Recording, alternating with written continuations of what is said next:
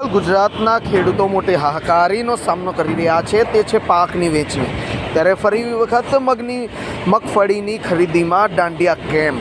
આ ગુકળગાયની ગતિથી થતી ખરીદી પ્રક્રિયામાં સરકારનો ઈરાદો ખેડૂતોના હિતમાં નહીં વેપારીઓના હિતમાં છે। ત્યારે 11 જાન્યુઆરીથી 8 ફેબ્રુઆરી સુધીમાં ખરીદવાનો સમય નક્કી કર્યો, પરંતુ ખેડૂતોની સ્થિતિ ધ્યાને લઈને 1 મહિનામાં ખરીદીનું કામ પૂર્ણ કરવામાં આવે તે બાબતે હાલ મનહર પટેલે, જે ગુજરાત કોંગ્રેસના પ્રવક્તા છે, તેવા મનહર પટેલની પણ પ્રતિક્રિયા સામે આવી છે। ગુજરાતના મગફળી પકવતા ખેડૂતો માટે પોષણક્ષમ ભાવ તેમને મળે તે હેતુથી 13 લાખ મેટ્રિક ટન મગફળી ટેકાના ભાવે કેન્દ્ર સરકારે મંજૂરી આપી છે।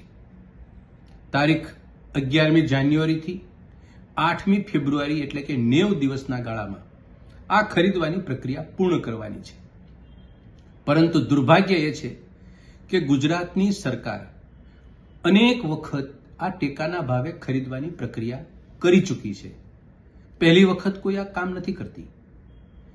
પહેલી વખત જાહેરાત કરે, પછી બીજી જાહેરાત કરે, પછી પાછી તારીખ બદલે, એક્સટેન્શન આપે, ડચકા ખાતા સમય પસાર કરે છે।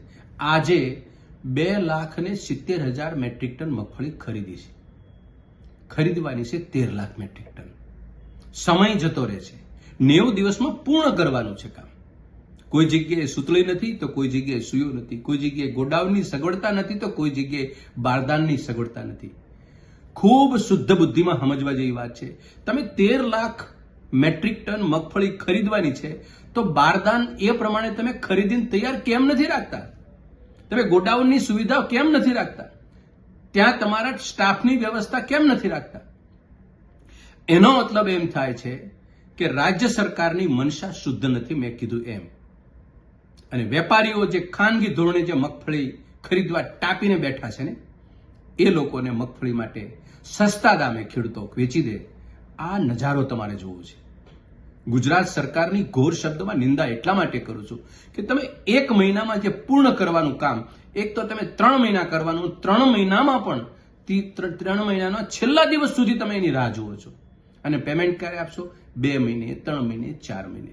ખેડૂતોને પોતાની મોલાત પાકી ગયા પછી ઘરમાં રાખી તમારા સુધી લઈ આવ્યા, એના 3 મહિના કરે, એને પૈસા ક્યારે મળશે?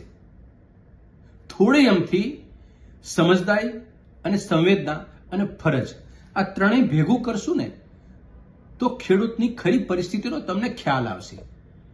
મારી સરકારને, રાજ્ય સરકારના આ તંત્રને 2 હાથ જોડીને પ્રાર્થના છે, મગફળી ખરીદવાનો તમારો શુદ્ધ હેતુ હોય તો આ 30 દિવસ 90 દિવસની રાહ જોયા વગર યુદ્ધના ધોરણે તમારી પાસે તંત્ર સાબતું કરો, બારદાનની પૂરતી વ્યવસ્થા કરો, 100 દિવસની અંદર એ કામ પૂર્ણ કરો અને 100 દિવસમાં એને પેમેન્ટ પણ એ ખેડૂતના ખાતામાં જમા થાય એવી વ્યવસ્થા કરો।